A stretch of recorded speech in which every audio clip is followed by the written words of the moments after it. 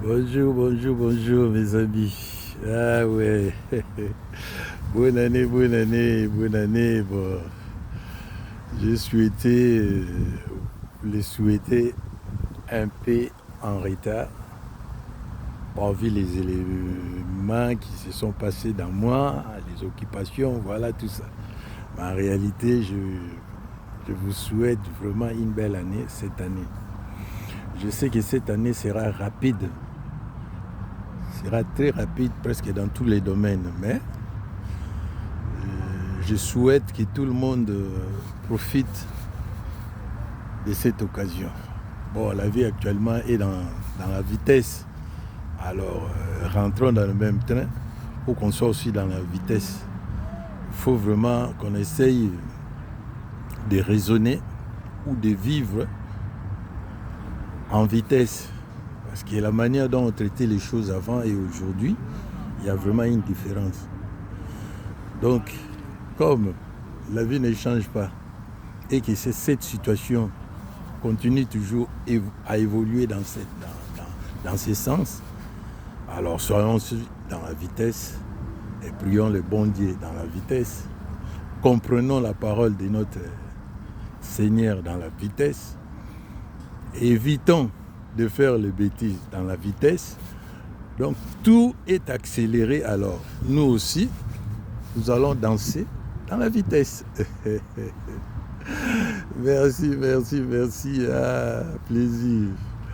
Oh, j'allais faire un petit bémol aussi sur ce qui se passe au Congo. Vous voyez, quand on ne traite pas un problème, ça revient toujours. Si aujourd'hui les Congolais ils ont des problèmes, parce que la plupart de nos problèmes n'ont jamais été traités. C'est pour cela que ça revient toujours à la case de départ. On prie mal, nos convictions sont dérangées. Les anciens, ils étaient dans les bêtises. Nous sommes dans les bêtises. Et les futurs, je ne sais quoi dire. Je ne sais quoi dire. Parce que quand on fait des bêtises, c'est toujours les bêtises qui viendront. Voilà. Or, nous vivons une période où la nature nous donne beaucoup de grâce. On n'arrive toujours pas à saisir ces opportunités. Pourquoi? Parce qu'on a été mal préparé. Et quand on est mal préparé, ça commence par l'esprit. L'esprit congolais est mal éduqué. Il faut qu'on fasse des efforts. Il faut qu'on change la manière de voir les choses. Parce que notre façon de voir les choses aujourd'hui est vraiment dérangée. On commence à voir que les anciens étaient beaucoup plus sages que nous. Comme les anciens sont dans nous, alors rentrons à l'intérieur de nous pour voir comment les choses ont été abordées dans ces temps-là. Parce que nous, les temps présents, on est vraiment dans la bêtise. On ne vit pas. Et on s'étonne pourquoi il y a les chaos. Non. On vit très, très mal. On fait que des bêtises. Mais on récolte ce qu'on a semé. Si les sages ont dit ça, ils n'étaient pas cons. La nature a ses lois. Si on ne marche pas selon les lois de la nature, il y aura des conséquences. Quand on fait des bêtises, il y a un prix à payer. Vous voyez? Donc, acceptons comment on est et travaillons dans ce sens. Je peux vous donner un exemple. On voit aujourd'hui tous les dirigeants congolais corrompus. Que ce soit ceux de l'opposition, que ce soit ceux qui sont au pouvoir, que ce soit ceux qui sont dans la rébellion, tout le monde est corrompu. Mais pourquoi on est corrompu? Parce qu'on est contrôlé spirituellement. Je vais vous donner l'exemple de Chiwewe. Vous voulez me dire vraiment que Chiwewe n'aimait pas Tshisekedi. Vous voulez me dire ça? Mais qu'est-ce qui fait qu'une personne qui aimait son prochain puisse tomber facilement comme ça? La réponse est claire. Parce qu'il est contrôlé spirituellement, donc mentalement. Il a crié au christianisme, au pasteur, à tout ça. Mais la réalité est là, on l'a contrôlé. C'est pour cela qu'il est tombé. Donc, avant de lui condamner, il faut partir de l'hypothèse que notre manière à nous de prier n'est pas bon. C'est pour cela qu'on est contrôlé. Le problème de balkanisation, c'est un programme de magiciens. Tout le monde le sait. Ça a commencé depuis les années 60. Non, depuis que le Congo est Congo, on a toujours cherché à contrôler ces peuples-là. Et aujourd'hui, s'il y a la chute, vous condamnez les autres. Non, le problème, c'est notre source. À chaque fois qu'on traitait ces problèmes, il y a toujours des milliers de gens qui sont morts.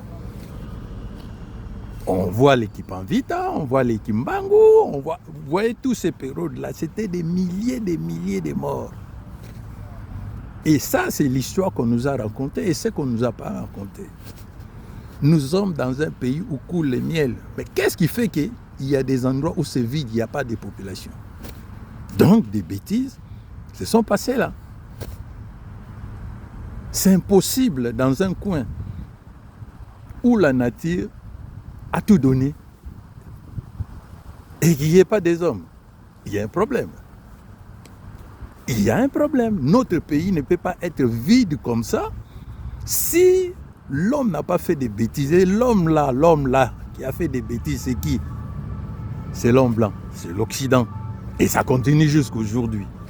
Bon, on essaye un peu des actifs pour voir si ça peut tenir. Mais en réalité, on est contrôlé. Tu ne peux rien faire. Qui peut se battre contre les États-Unis? Contre les Européens? Qui?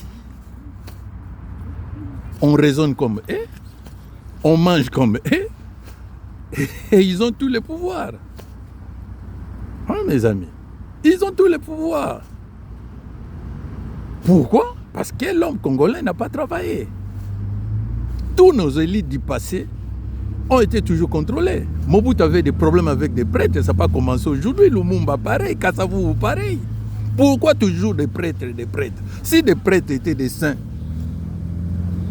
pourquoi jusqu'à aujourd'hui on souffre et qu'il n'y a pas l'issue? Parce que ce pays-là est dirigé par des prêtres. Quand on parle de globalisation c'est quoi? C'est le contrôle de la population par des prêtres, par des religieux.